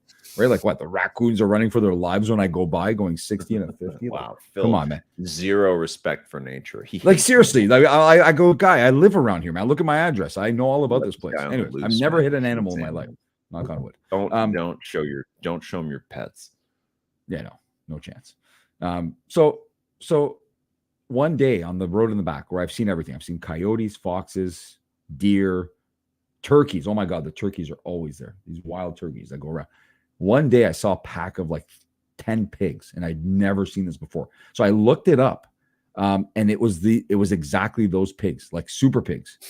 It said that they came from South America or something like that. They're an invasive species because they eat everything, and they need to go. And I think that's exactly what's our friend's name here that brought this up? Scotty. I think this is what Scotty's referring to. And like everything else, we're going to be blamed in Canada when these pigs end up in, like he said, Minnesota or wherever else, because we get blamed for everything around here. It started with South Park, this whole blame Canada thing. That's where it started, I think. But we were blamed for the damn wildfires. Okay, our friend Garland's like, yo, keep your smoke up there. I'm like, dude, what? Do I look like I'm outside with a fan sending smoke your way, man? Don't tell me to keep my smoke up in Canada, so right? You know what I'm saying? And then we're blamed for Canadian geese because they end up. But Canadian geese is the name of the damn animal. They didn't originate here, man. There's Canadian geese all the way in the south in the U.S. That's just what they're called, right? I don't get it. We get blamed for everything here. So the pigs, we didn't do it. Maybe someone brought one here. Maybe brought two. They hooked up, had a lot of babies. Now they're everywhere. I don't know. I've seen them one time. I have not seen them ever since. So if you consider that covering the pigs, that's Phil on the scene. That reporting was just like when you were talking about the jailbreak guy in the U.S. Why are they called super pigs? Like, honestly, it's just to scare people. Everything's just to scare the shit out of people these days. That's the whole point. Just to watch out for the Canadian pigs. Absolutely ridiculous. Don't eat that Canadian bacon next time, okay? Yeah. It's got the Canadian pig in it. I don't think those pigs have much bacon on them. You see how big they are? They're like tiny. Yeah, that's the photo, but yeah. And Phil, be nice to the pigs when you're driving around, okay? Don't hit them with your car, especially with your big pickup truck. Please don't do that. Huge message just came in on my phone. Not buying Bedard's mom thing. That's outrageous. What are your thoughts? Like, honestly, this is never going to end now. I'm not even going to entertain any of this crap. You know what? I'm going to link everybody to the podcast so they can listen and hear what I have to say. I'm not going to be providing any more statements tonight on the matter. Oh, wow. The case is closed with Phil D. The case is open, but Phil's done for the day. Phil's going home for the night on the Connor Bedard news. That's right. Until more news comes out. Well, Phil, I think that's kind of the end of it. I don't have anything else to say about Breakaway. There are only 230 people in line for those Bedard packs, like when I checked. So it seems like they sold a lot. But I also actually have one more thing to say about Breakaway. I found that it was kind of weird that they did their whole press release 2 weeks ago, right? That a bunch of people came out of the woodwork and asked me about. They're like, "What's going on in Breakaway? What is this?" Yeah. I think it's funny that they did that and then didn't release packs for 2 weeks. You know what I mean? I think it's like this is a fast information world. You know what I mean? Like the old rules of PR where it's like you slowly seed all this information. That's gone. Just hit people with it immediately. So it's like I think they're going to do this whole press release. It's in the hockey news, all that kind of stuff. I think you do that, and then the pack drop is live immediately. You know what I mean? Like I think it's or the next day. Like I don't think you could wait 2 weeks until after Thanksgiving for that to happen. Yeah, no. That's just my take on it. So I think that was a bit of a faux pas. Last thought on Top Shot. They released more packs today. I think they're going to release new packs every single week. And despite all the rookie stuff being good, I think that this could be the start of the downfall for the season because nobody wants these packs. Nobody's buying them. Nope. Fresh threads were a disaster last time. But I think it's too much supply. Fresh threads it's cute, but like honestly, nobody cares that Eric Gordon's on Phoenix now. Like nobody wants that. Nobody cares about any of those guys. No. Like that doesn't. No, Max Strus. Ooh, you know what I mean? Like it doesn't matter. So I don't know. I think I don't know what they're going to do. Top Shot has promised this big like game that's supposed to happen this year. We haven't seen anything of it yet. We haven't seen anything from them in terms of the end season tournament, which is almost the round robin's pretty much done tonight. So I don't know what's happening there, but time to make things exciting outside of just Chet Holmgren serial numbers. You know what I mean? Like for both platforms. Absolutely. Like time to actually make something exciting for the season, or not, or just make it collectibles. But dropping them every week, I think it's a little excessive. So too much. Those are my final thoughts. Is there any last things I need to say or you want to say before we log off for a little while here? You know, I'm in a better mood now than I was when we started this thing. I'm not any less tired, but I'm in a better mood, and this is actually a great time of the year. Always, you know, the holidays. Not everybody has the greatest time around the holidays. That I know for a fact. But I guess let's just wish everybody happy holidays, man. You know, we're not going to talk to people. We already had our little first mint party a couple of weeks ago or last week. Was it last week? Yeah, it was last week. We already had our first mint party. You're taking off to have babies. I'm going to be all over the place because I'm going back to New Jersey for round 2 in like a few weeks, unfortunately. But fortunately. And we're probably not going to talk to people too much unless I do those spaces. So if you're trying to put me on blast here, it's not going to work. Hold on. Let's hear what LG's got dialed up here. Yeah. So this is it. In case we don't talk to you again, and in case we don't see you again, we have the first mint. Oh, Jesus Christ. I couldn't get it off. You had to play the instrumental version of that. Oh, yeah. No voices, man. Cue it up again. Put the instrumental version immediately. We got to do this right. This is our sign off. Hold on, wait. Let me see if there's got to be an instrumental. Hold on. Good God. Charlie Puth just comes flying in. Okay, here we go.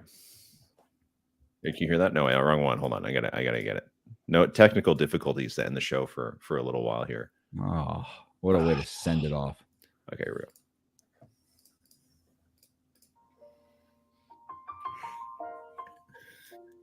Bill, don't cry. Right. So, like I was saying, It's not goodbye. It's see you later. it's not goodbye. It's see you later. This is a great time of the year. You get to spend a lot of time with your family. Enjoy the holidays. We've been doing this for almost 3 years now when LG started the First Mint, and we've enjoyed every single moment of it. Wow. So from the First Mint family, I screwed that up. It's not what I wanted to say.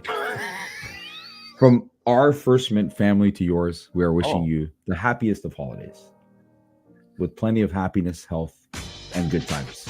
Jesus, I got blown up by that chorus. And we'll see you soon. LG will be a dad. I'll be an uncle. Honestly, I'm not even going to remember this conversation. Like, somebody told me recently that they don't remember anything about the months before they were a father. So I'm not even going to, like, you're going to have to remind me that First Mint even existed.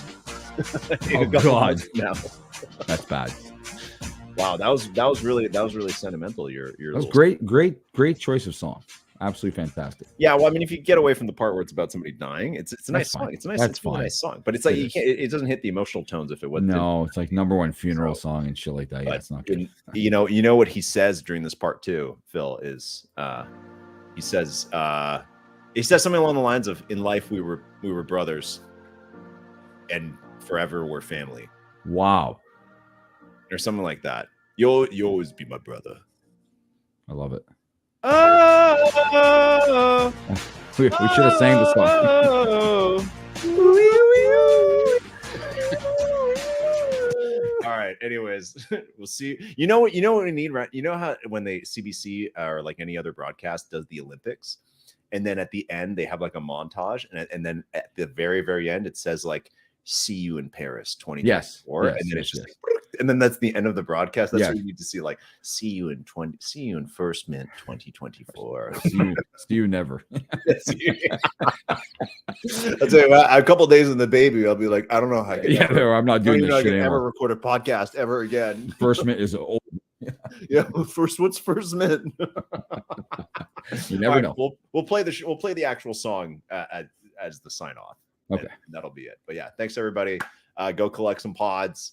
Thanks, Phil, for a great year of being co-hosts on the show. Amazing. That was really good. Yeah, I like you playing. It was fantastic. I had a great time. Yeah, thanks for a great year of our third year being full-time co-host, and we'll see what 2024 has in store. And see you all later. See ya.